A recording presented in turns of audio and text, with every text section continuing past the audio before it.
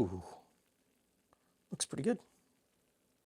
Welcome, friends. Welcome back to the kitchen. Welcome back to Sunday morning and the Old Cookbook Show. Today we're going to do another recipe out of this old cookbook sent in by a viewer. Thank you very much. I should hold it the right way around. Thank you very much. I'm no longer accepting cookbooks at the post office box. I'm trying to remove all reference to the P.O. box from underneath all of the videos. There's still a few out there. I haven't got them all yet. But, you know, for everyone who's sent in books, thank you very much. This is called Cookbook, 5th edition. It's by the United Farm Women of Alberta. It is a community cookbook. Women who belong to the United Farm Women of Alberta group sent in recipes.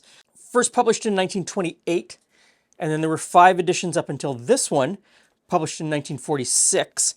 This is a tough times cookbook, and it is well used, well loved. The pages are stained. There's scribbles all through it, which are fantastic. I love seeing scribbles in a cookbook.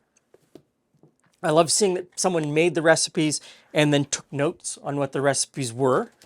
That sort of thing is fantastic, and it really guides me to understand what the person who owned the book was thinking while they were using it.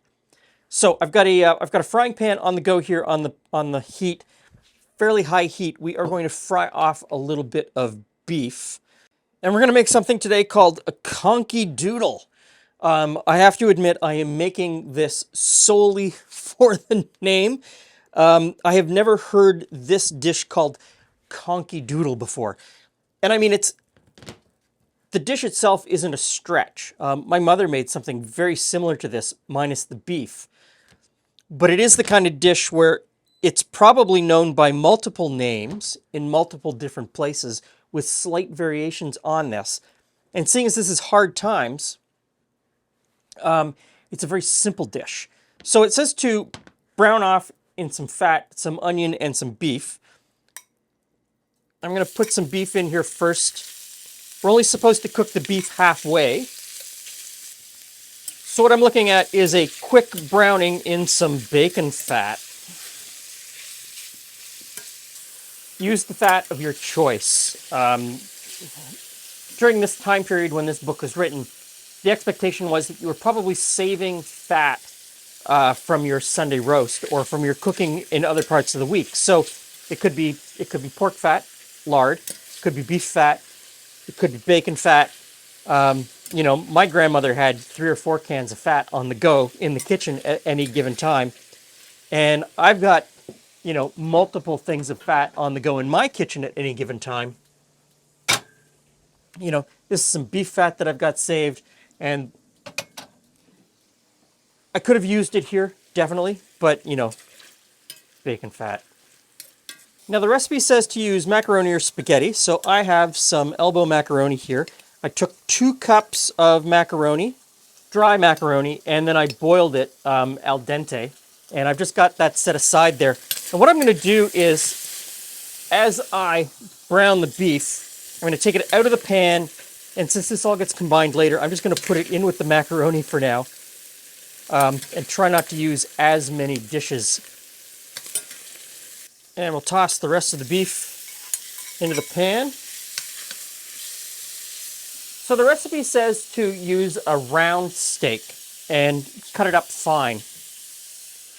Hard times recipe.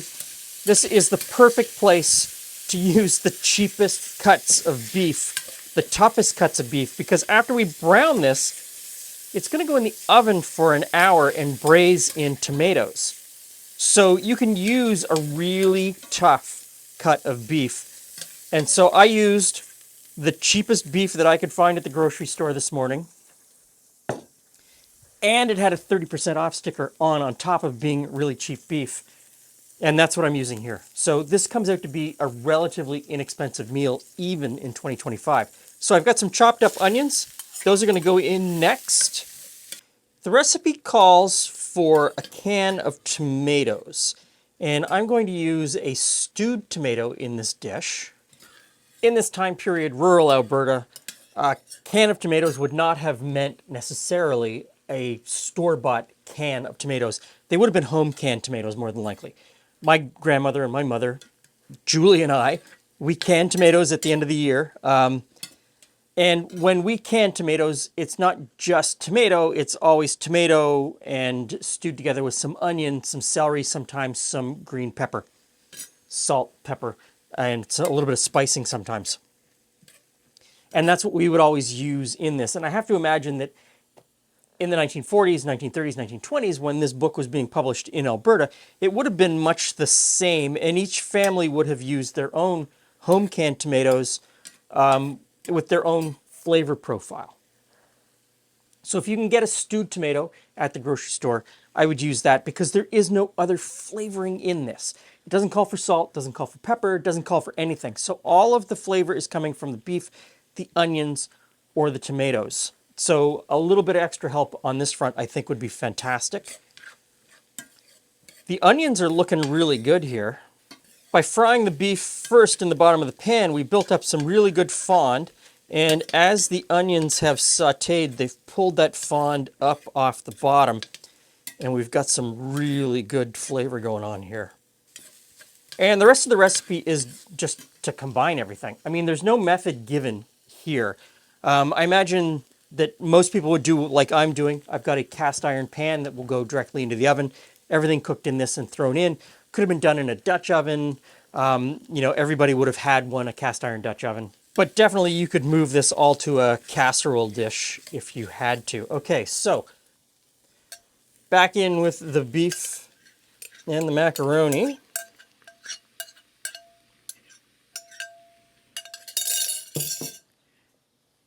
And the stewed tomatoes.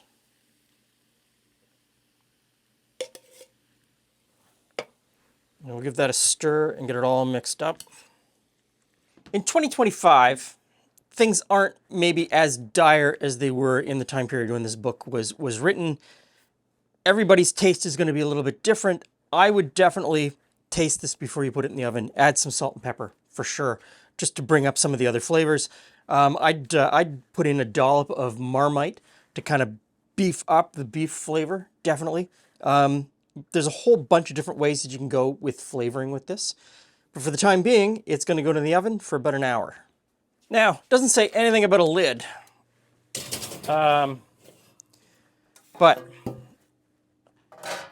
going to throw on a lid, kinda, see what happens.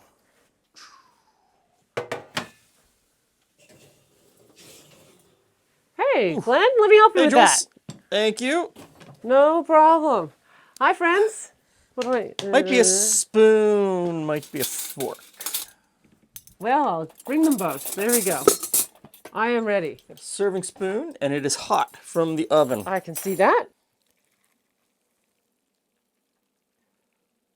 Ooh. Looks pretty good. There you go, Jules. Thank so you. This is a recipe from the luncheon dishes section of the United Farm Women of Alberta Cookbook. There we go. All right. And it's called Conkeedoodle. Okay. I don't know where that comes from. Anybody can tell me what Conkeedoodle means or stands for?